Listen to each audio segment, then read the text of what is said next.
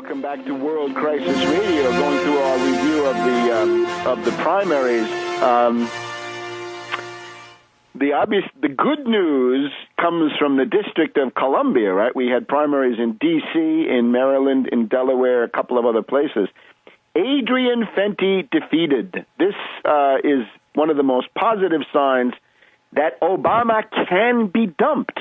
A candidate very similar to Obama, Fenty, closely allied to Obama, sharing this principal goal to bust the teachers' union, to destroy the teachers' union as a first step towards the definitive destruction of free, universal, compulsory public education, which we had in this country since the Northwest Ordinance in the 1780s under the Articles of Confederation. These wonderful conservatives don't want to conserve anything, but that's another story. Fenty defeated. Fenty, the union buster, defeated by the power, in particular, of the American Federation of Teachers, but above all of the black community, that the black community figured out that Fenty was an agent of the banks, in effect, of the establishment, of the man, and that he was fundamentally an enemy of most of the people in the District of Columbia, and in particular his Chancellor of Schools, Michelle Rhee, a union buster who made it her hobby to fire 200 to 300 teachers every August, September as the schools were opening up. She'd make sure that there was chaos in the system by firing principals, bringing in these young fanatics from Teach for America, much in the same way that reactionary college students used to be used for strike breaking in the 1920s. That's the policy of Fenty.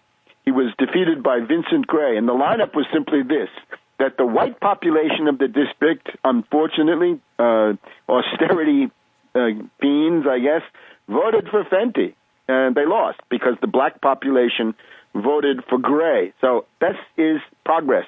It's extremely ominous for Obama because Obama is the race to the top, Arnie Duncan, union-busting, destroy the American Federation of Teachers, destroy the National Education Association. This has been swept away. I would also say in neighboring Montgomery County, the member of the county council, a woman called Trachtenberg, was the most outspoken union buster. She was defeated. She lost her seat on the county council after a mobilization by the teachers union. So she was heavily endorsed by the Washington Post.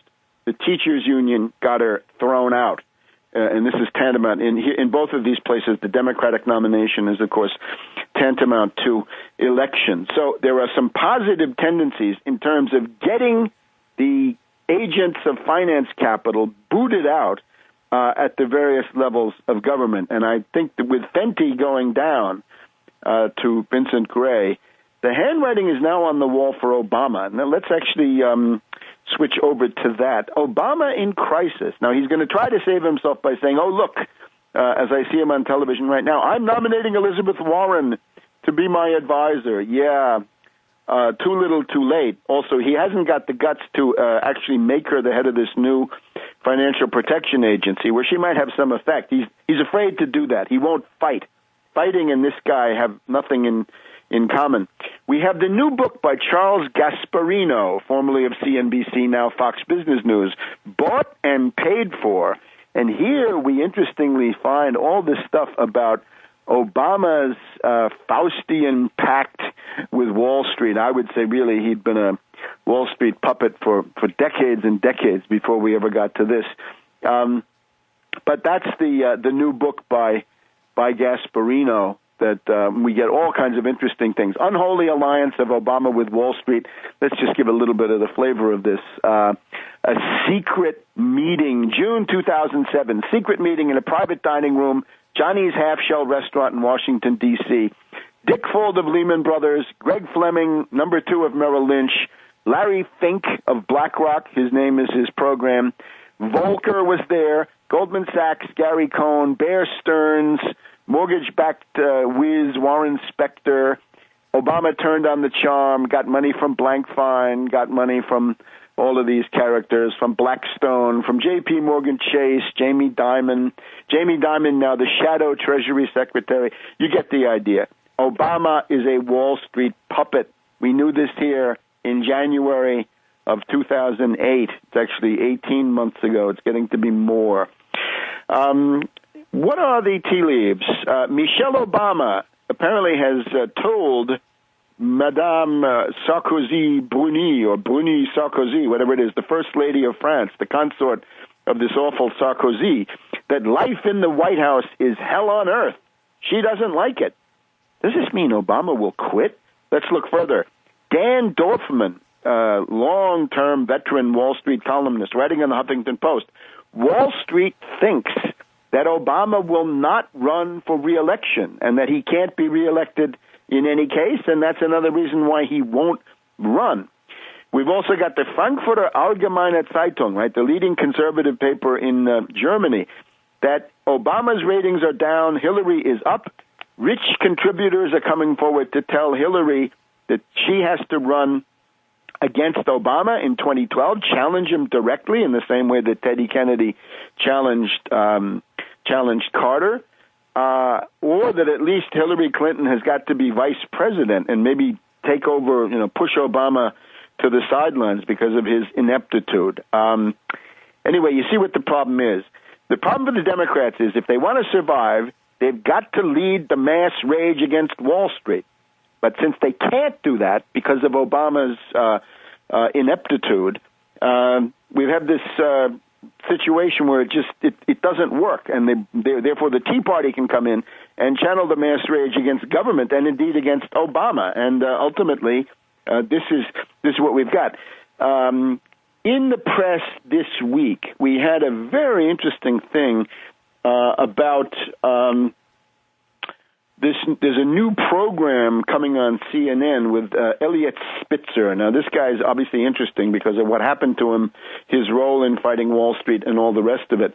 And we'll find you the quotes maybe in a subsequent segment. But the general idea is that Spitzer and others have tried to interview some psychiatrists. Why is it that Obama refuses to fight?